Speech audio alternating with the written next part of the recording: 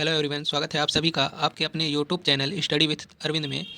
आज हम फिर से लेकर आए हैं आप सभी के बीच कुल 25 प्रश्न। तो यह प्रश्न जो है NET JRF TGT PGT assistant professor LTGIC आदि परीक्षाओं में यह प्रश्न बहुत ही महत्वपूर्ण और उपयोगी साबित होंगे। तो चलिए देखते हैं आज का पहला प्रश्न बिना देर किए हुए। पहला प्रश्न है, क्लासिफिकेशन ऑफ फाइन आर्ट नामक पुस्तक के लेखक कौन है? ऑप्शन 1 है अरस्तु, 2 है क्रोचे, 3 है बॉमगार्टन, 4 है हीगल। तो इसका आंसर हो जाएगा हीगल, यानी आंसर हो जाएगा ऑप्शन 4 हीगल। अगला प्रश्न है, भारतीय प्रागैतिहासिक चित्रकला पुस्तक के लेखक कौन है? भारतीय प्रागैतिहासिक चित्रकला पुस्तक के लेखक कौन है? ऑप्शन 1 है D.H. Garden, 2 G.R. Hunter, 3 Jagdish गुप्त, 4 पर्सी ब्राउन। तो इसका आंसर हो जाएगा क्वेश्चन नंबर 2 का ऑप्शन 3, यानी जगदीश गुप्त जो है भारतीय प्रागैतिहासिक चित्रकला नामक जो पुस्तक है इसके लेखक हैं। तो इसका सही आंसर हो जाएगा ऑप्शन 3। अगला प्रश्न है, जुते हुए खेतों के साथ किस हिंदू कालीन स्थल से प्राप्त हुए हैं? जुते हुए खेत जो है वह किस हिंदू कालीन स्थल से प्राप्त हुए हैं?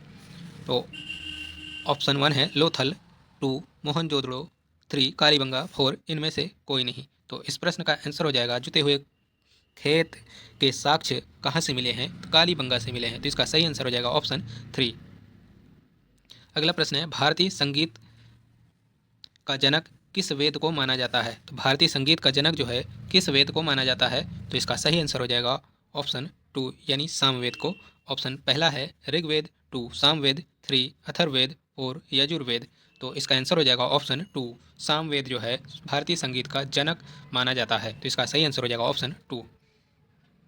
अगला प्रश्न है, जोगीमारा की गुफाएं किस धर्म का प्रतिनिधित्व करती हैं? ऑप्शन 1 बौद्ध, 2 ब्राह्मण, 3 जैन, 4 हिंदू।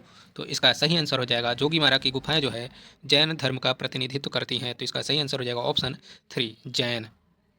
अगला अगला प्रश्न है, अजंता की गुफाओं को राष्ट्रीय स्मारक कब घोषित किया गया है? तो अजंता की गुफाओं को जो है राष्ट्रीय स्मारक कब घोषित किया गया है? अजंता की गुफाओं को राष्ट्रीय स्मारक कब घोषित किया गया है? तो इसका ऑप्शन जो है गलत है, आंसर दिया ही नहीं। ऑप्शन दिए हुए हैं पर आंसर सही नहीं दिया है। तो इसका सही आंसर हो जाएगा 1983 में इसे राष्ट्रीय स्मारक यूनेस्को द्वारा घोषित किया गया था, जबकि ऑप्शन में यह नहीं है, इसके लिए क्षमा चाहते हैं।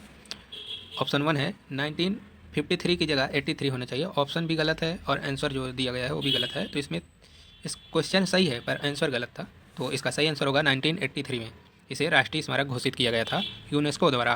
तो इसका सही आंसर हो जाएगा 1983। अगला प्रश्न है, चंबा शैली किस कार्य के लिए प्रसिद्ध है?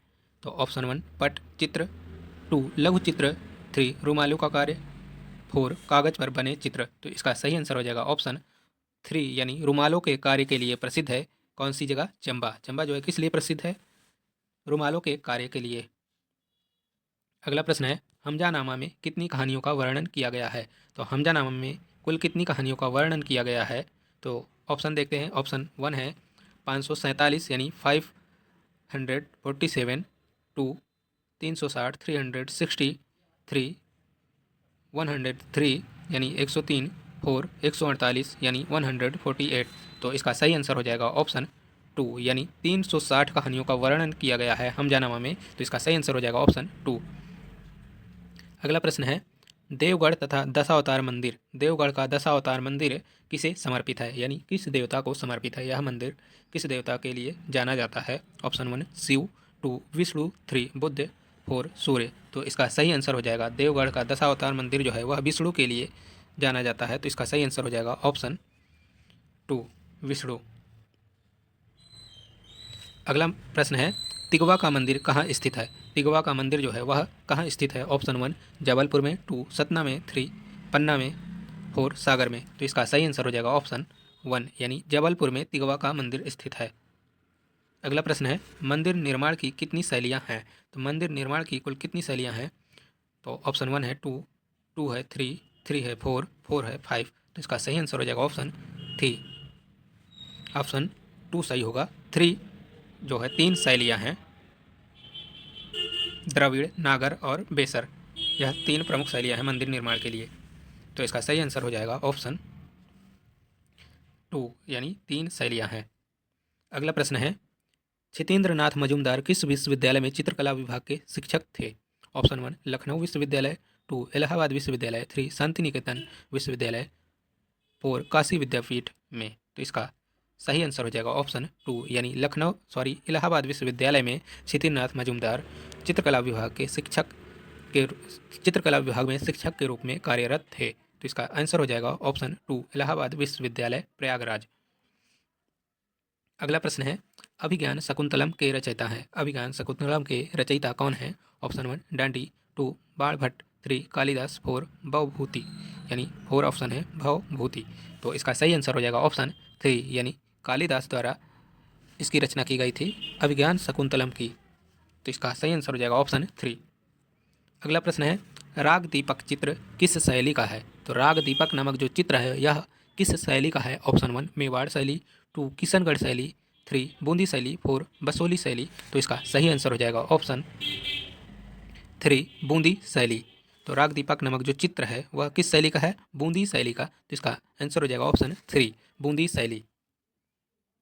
अगला प्रश्न है, प्रिज्म के आविष्कारक कौन थे? तो प्रिज्म के आविष्कारक कौन थे? ऑप्शन 1 ओस्टवाल्ड, 2 न्यूटन, 3 मैमवेल, 4 इनमें से कोई नहीं। तो इसका सही आंसर हो जाएगा ऑप्शन 2 यानी न्यूटन जो है प्रिज्म के आविष्कारक थे। तो इसका आंसर हो जाएगा ऑप्शन 2।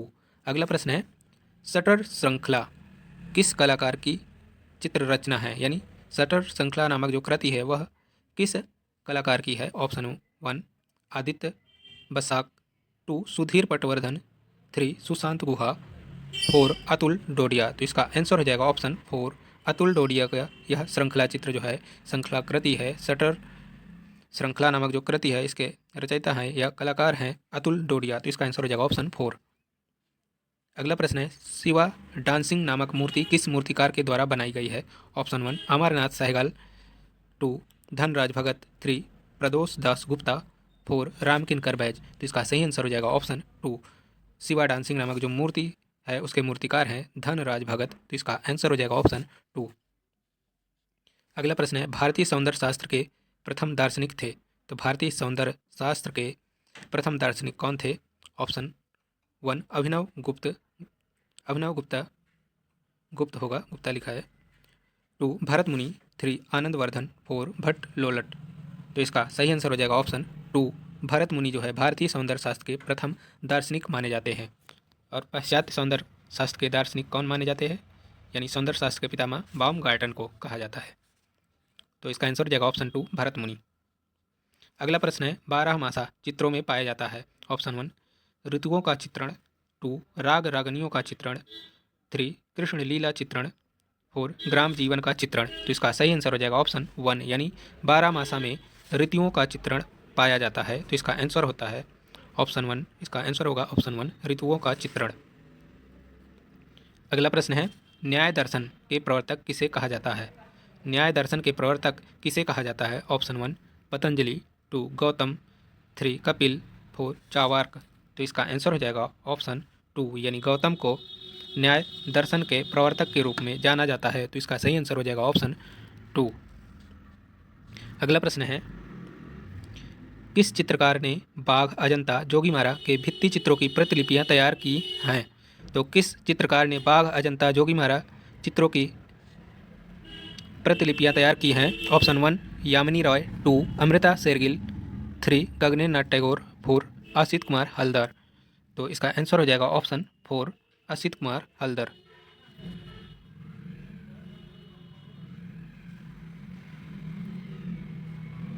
अगला प्रश्न है, किस शहर को ब्लू पॉटरी के लिए जाना जाता है?